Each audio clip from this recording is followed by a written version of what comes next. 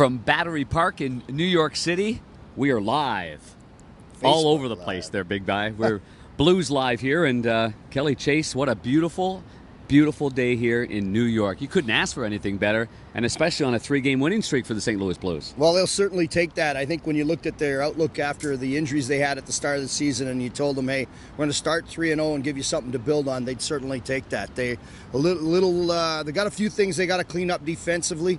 Jake Allen's been their first star thus far, but they'll certainly take the 3-0 start. You know, after the game, I had Jake Allen on the ice on Fox Sports Midwest, and he's so astute at analyzing immediately, and that's the first thing he said. He said, we have got to get better in this third period. We've got to be a team that puts a stranglehold on teams. But is that, did you see anything from your broadcast position on KMOX where you saw any kind of different habits, or I think they come out of the gate, they started to play safe, and then and that's really what the story was. And then compounded with the call on Tarasenko that changed a lot of the momentum of the game, which was a vicious slash. It's a soft call. Referee's on the bad side of the puck, so he and it sucked a little bit more of the life out of you. So then there was that energy coming from the Islanders after that. But St. Louis is guilty of playing safe with the 2-goal lead instead of attacking. I think when they attacked, they outchanced in the first 2 periods the New York Islanders. When they played safe,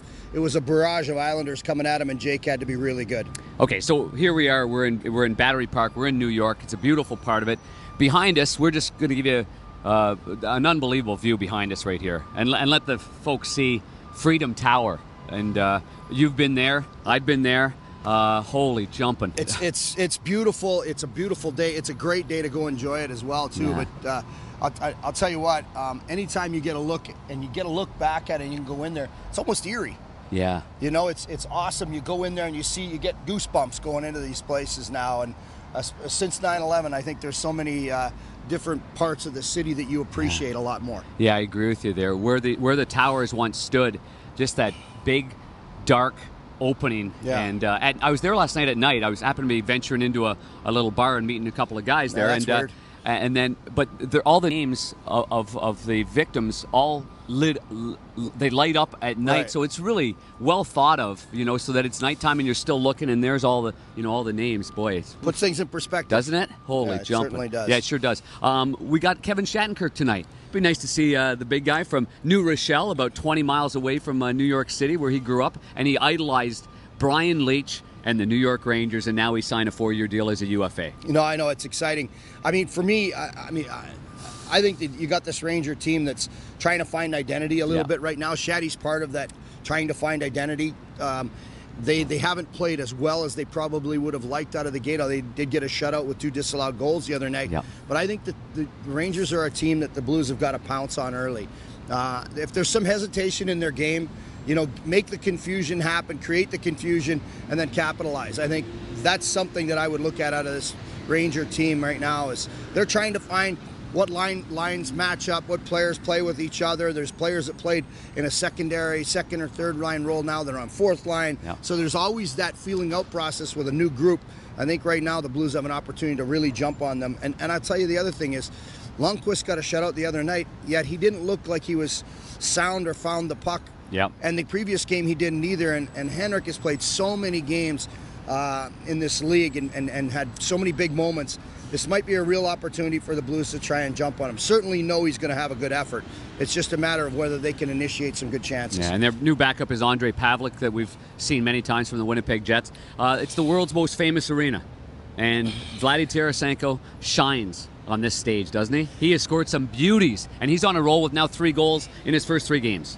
Well, he's been terrific. I always go and talk to him after, he's in a better mood, obviously, when he scores. But you go and talk to him after those games to see what he sees. I saw you talking. He was on a stationary bike. Yeah, you know what? I like about doing that is because I roomed with when I roomed with Hull. There was opportunities where he would say things sometimes, and it was things. No matter, you're all playing in this league, you're all playing in the NHL, but they have a different mindset, the goal scorers, and they have a different philosophy on how things work. And Vladdy says so many things that you would hear out of Brett's mouth from pure goal scorers, and about the power play and about how it could be more effective if they did a couple different things. I'm always amazed at how well thought he is, and the thought process with him, it starts prior to the game. He knows where he's shooting when he gets the puck. He knows where he's where he's going to open up gaps. He knows that if guys are playing too tight with him, where the other holes are going to be or where the other guys are having opportunities. And I had a chance to talk to him last night, and he pointed out about 3 or 4 that I kind of grinned and thought, man, he has matured so much. It's awesome. A little like Hully, huh? It's great. Just like him. That's right. He's excited about scoring right now, and I think that's awesome. Well, you and Chris Kerber are going to bring it to the people on KMOX tonight. And on the Fox Sports Midwest side with John Kelly, I've got a little demonstration of the vision of Vladdy Tarasenko based on the conversation that you had with him last night. So looking forward to that. I like it. And, we can't go without mentioning Trevor Nickerson again. He did a great job. Again, look, he's got this great shot. Got the shot. Yeah, he was prepared, shot, on time. Right, he was on time. What a group. Yeah. That's why we're live. Yeah, live. Have a great day, everybody.